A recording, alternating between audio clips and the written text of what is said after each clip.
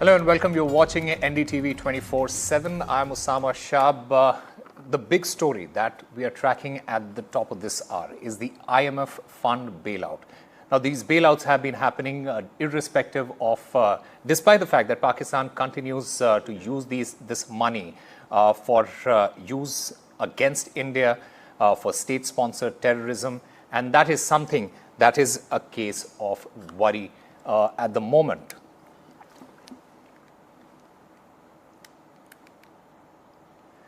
Tonight, we dive into a high-stakes crisis that is rocking the entire South Asia. The IMF has sounded the alarm. Rising tensions between India and Pakistan, it could derail Pakistan's fragile economic recovery. Now, with Pakistan's defense budget soaring to over 2 trillion rupees, a 12% jump plus an 18% spike after recent clashes, can Islamabad meet the IMF's tough conditions without sparking public unrest? Or will increased military spending and shaken investor confidence push Pakistan to the brink? Now, IMF has bailed out Pakistan multiple times in the last 30-odd years. And what is alarming is the number of times IMF has bailed out Pakistan, especially after or before a major terror attack against India. Let me get you an example. On the 1st of October in 2001, Jaish-e-Mohammed attacked the Jammu and Kashmir Assembly and killed over 20 people. But the very same year, on the 6th of December, over $1 billion were lent to Pakistan. On the 13th of December in 2001, the parliament bombing killed 7 people. Again, in 2008, 24th of November, $7.6 billion were given to support Pakistan's economic stabilization program. But in 2008, on the 26th of November, over 100 were killed in the deadly 26/11 terror attack. Again, in 2019, on the 14th of February, Pakistan-backed Jaish-e-Mohammed killed 40 in Pulwama. In 2019, on the 3rd of July, the IMF approves $6 billion worth of funds for Pakistan. Again, in 2025, this year, on the 22nd of April, Pakistan-backed TRF killed 25 tourists in Pahalgam. But again, on the 9th of May, the IMF approves over $2 billion worth of funds for Pakistan. What we are trying to say here is that Pakistan, with all that money, all that IMF money, instead of using it for bettering their own country, it is using that money to wage a war against India. In fact, we'll be joined by our guests at this time, and they'll try to unpack the risk, India's strategic moves, and what this particular thing means for the entire South Asia region.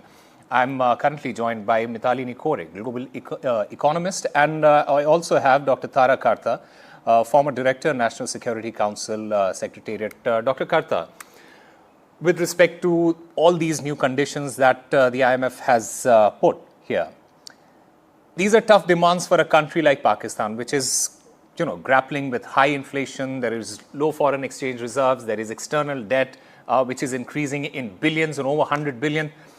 Can Pakistan meet the IMF's condition without sparking public unrest? That's a good point, because they've asked for an increase in agricultural tax from the provinces. They've asked for anti-corruption measures. They've asked for a bunch of things which is going to be very difficult to implement. But the curious part is, while they've said, they're talking of financial probity, one of the conditions is that the parliament must, approve any budget which is coming up. It has to give approval. But the funny part is that the parliamentarians' pay was increased by 138 times recently. Yeah. Once in February and once in May. So, how can you increase? Apparently, you're supposed to have fiscal prudence, and then you increase the pay by this. I can't imagine India doing that, for instance. It went from 1,20,000 or something like that up to 5 lakhs. That was one. And the second part is, of course, like you pointed out, the rise in defense spending. Late last year, they said something about 40 billion rupees increase in additional allocations. Where is this money coming from? So, and then they go running to the IMF. Yeah. So it's very puzzling, because on the one hand, just before the IMF loan came through, they were literally begging for money from all sources.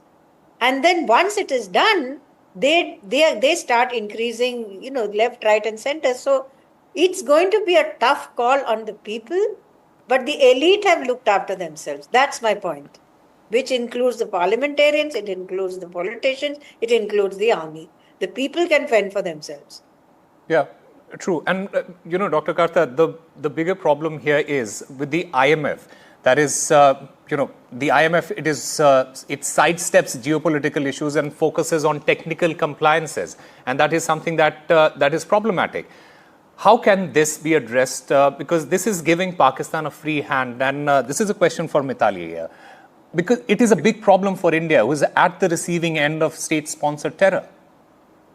Absolutely, Sama. I completely agree with Dr. Karta and with yourself that, at the end of the day, when I looked at the report, the way they've, dovetailed the language in terms of Pakistan's compliance on the previous, loan tranche which has been given, it's of course reported in a very technical language, but it becomes very evident that it's not as though Pakistan met 100% of the conditions, because even in the previous tranche, because you have actually quantitative targets on the primary deficit to GDP, which they have exceeded. They have said the primary deficit to GDP should be 1%, but it's currently sitting at 1.6%, which means that they are overspending. Then they have actually put in targets for how much should be spent on education and health departments, which have not been met. Then there are conditions on how much should be actually brought in from domestic revenue. That is, Pakistan is supposed to, expand its base of taxpayers as per the conditions of the IMF of the original loan.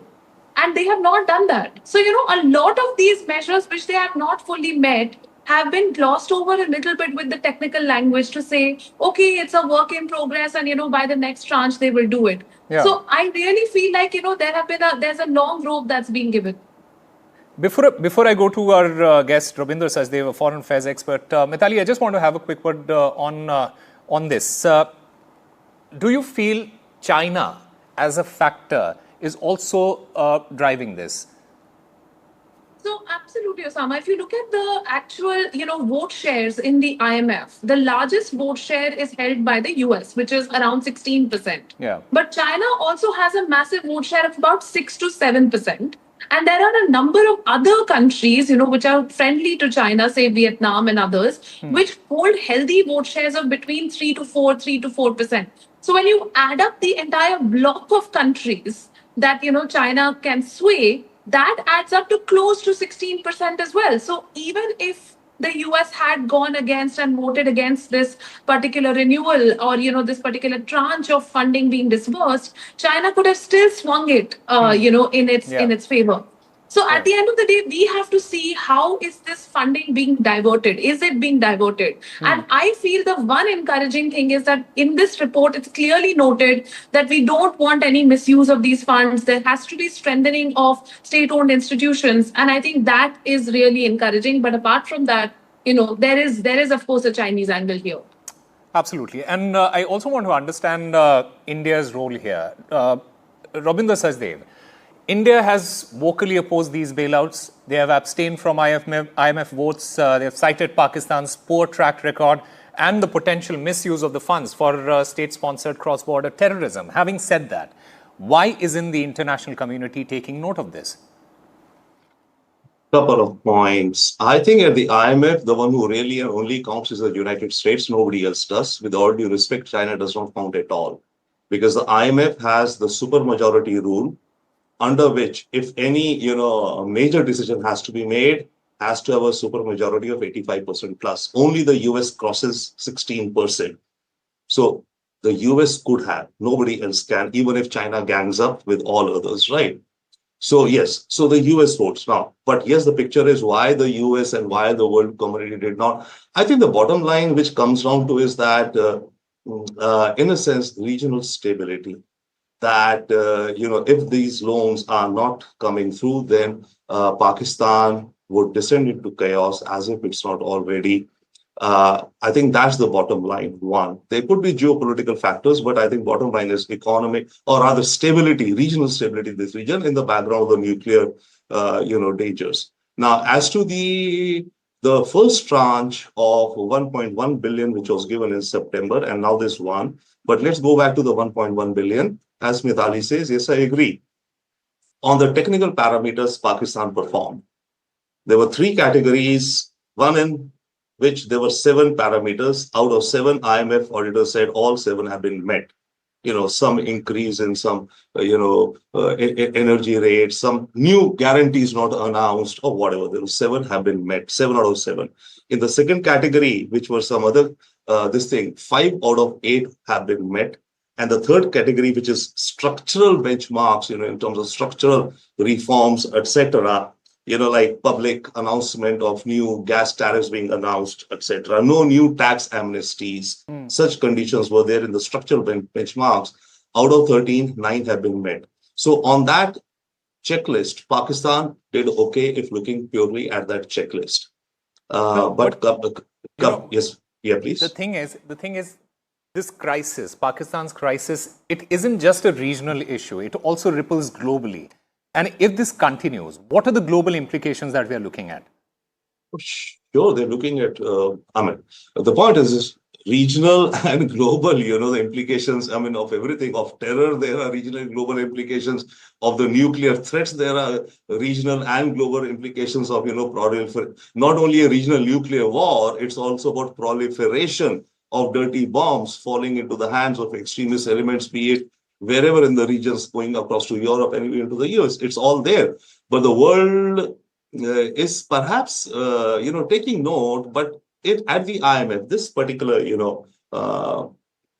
particular, let's say, issue, the parameters, the technical parameters have been met for the first tranche. So that's why going into the second tranche. What could have helped, other than the US veto, was some progress on the Financial Action Task Force. Because then what the IMF does, it puts the conditions of the FATF into its loans. But I think the problem we ran into with the FATF, we would have talked. FATF meets 3 times a year. I think the last meeting, typically February, June, and some other month. So the Pahalgam happened in April, right? So even now, if we are approaching the FATF, they don't have a meeting coming up. Their next meeting is in June, when we could maybe put in more aspects of the terror related, which then could be plugged into the IMF conditions. So I think there's a mismatch of timing, because there's a lot of questions that why not FATF, etc. has been going around.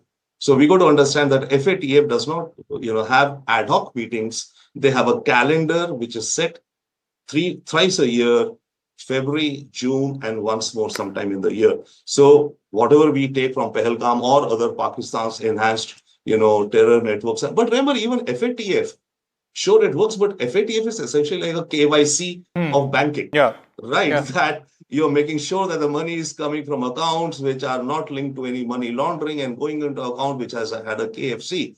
But yes, what FATF does, it puts conditions like you prescribe higher punishments. Like for money laundering, it should not be just a 5-year prison. It should be like a 20-year prison. And your courts should move faster. Okay, if a case of money laundering goes into Pakistani courts, it's not that it should keep on pending for 20, 30 odd years. Your courts should be reformed, the judicial system. That's why last time Pakistan went out of the grey list, because Pakistan showed some progress in that. It said that, okay, I made some judicial reforms. When there are instances of crimes or cases related to terror financing, etc., they will move faster in the courts. The punishment, when it happens, will be higher in quantum. So that was why Pakistan got out of the FATF last time. But India should be going back, I think, definitely in June, asking for more, again, FATF lens and reforms in Pakistan in order to net the terrorists and the terror networks. Right.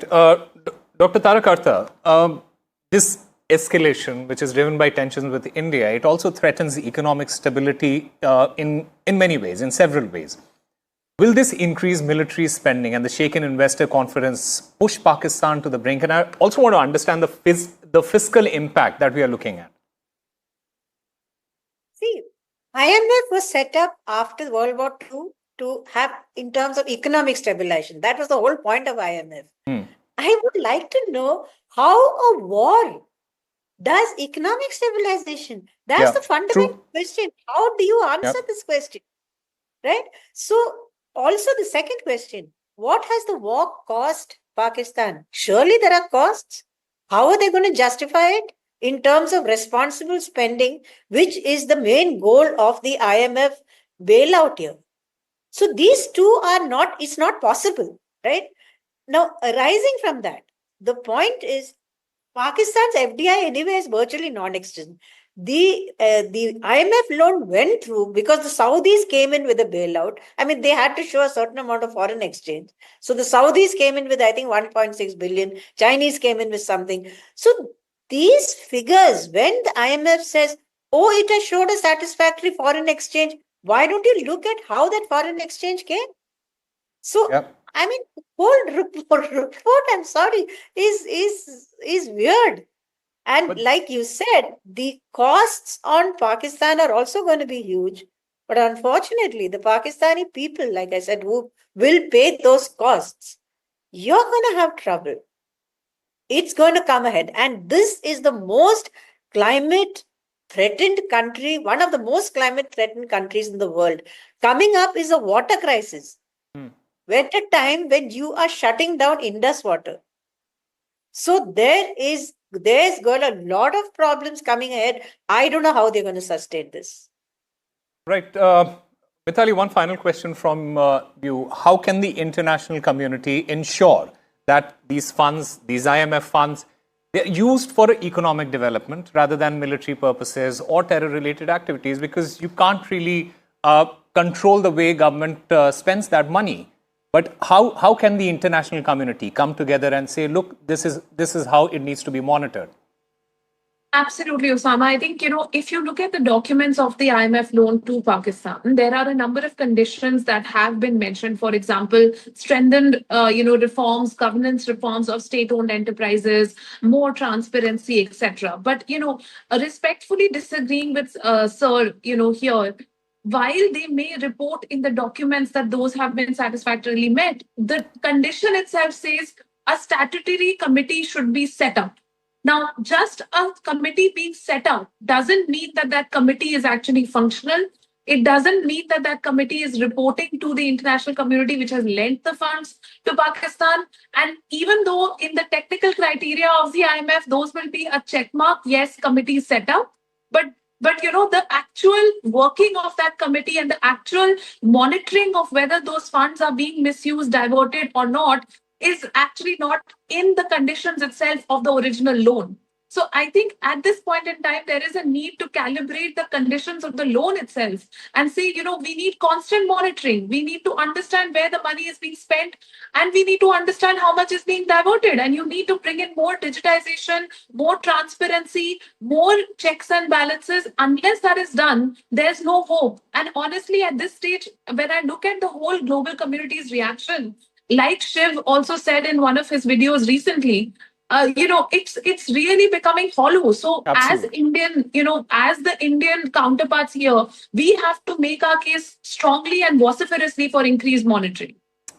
Absolutely. And very well said there, Mithali. And I thank all the guests for joining us. The big question still remains. These IMF bailouts amid the terror charges, is it emboldening Pakistan, these funds?